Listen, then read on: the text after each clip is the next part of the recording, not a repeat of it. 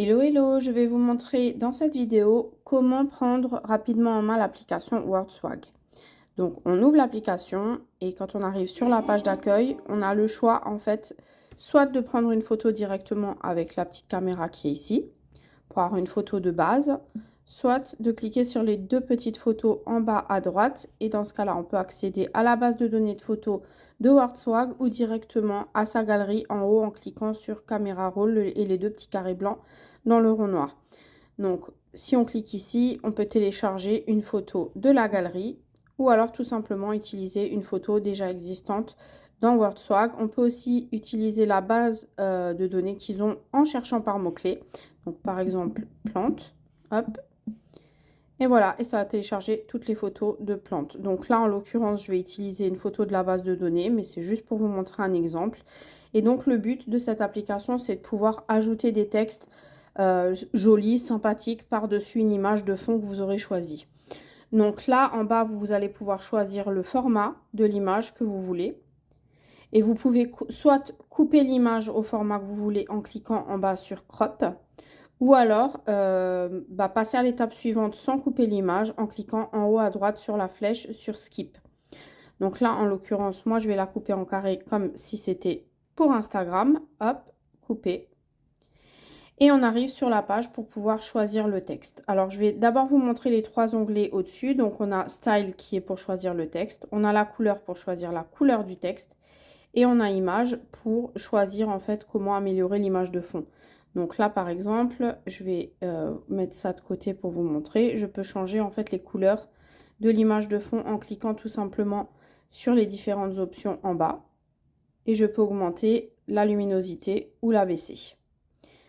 Donc, admettons qu'on va y faire un fond un peu plus léger en arrière-plan. On va faire ça comme ça.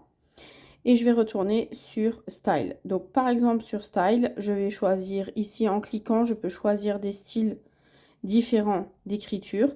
Mais chaque écriture a une version différente que vous pouvez voir en cliquant sur les 1, 2, 3, 4, 5 en bas ou en cliquant sur les dés pour avoir d'autres options de cette écriture.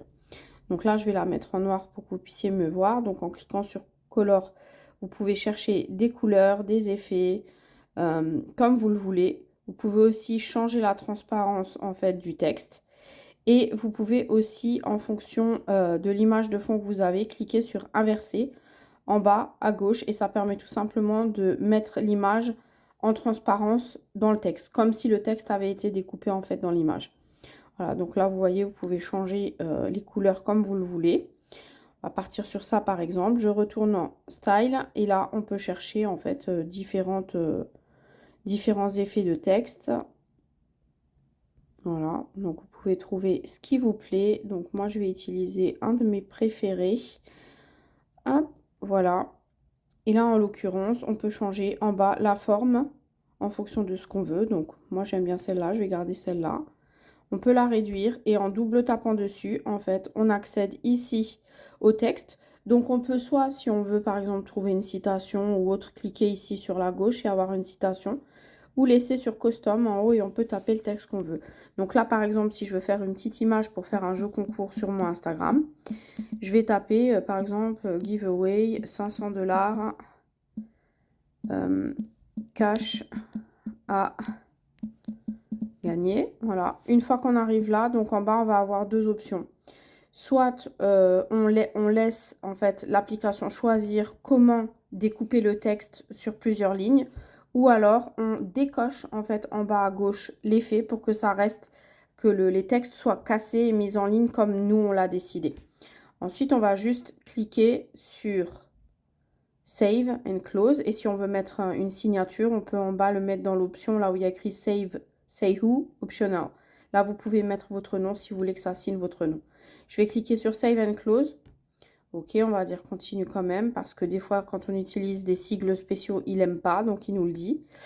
Et donc là, ça m'a changé ce que j'avais choisi, mais c'est pas grave, on va le chercher. Donc il suffit de cliquer en fait en bas sur les différents. Voilà, celui-là il me plaît, je le trouve super joli. On va faire ça comme ça, le mettre de côté. Par contre, j'aime plus trop mon fond, donc je vais revenir par exemple. Et on peut jouer en fait avec les couleurs, les effets, la transparence, ce qu'on veut. Et on peut retourner là par exemple sur image et mettre normal. Et voilà. Donc, disons que ça me plaise comme ça. Je vais, soit si je veux ajouter un autre texte, je peux cliquer sur le petit plus en haut.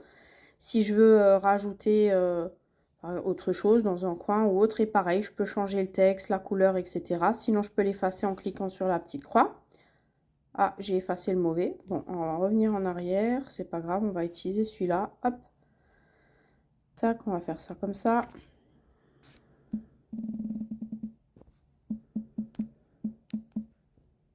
Giveaway.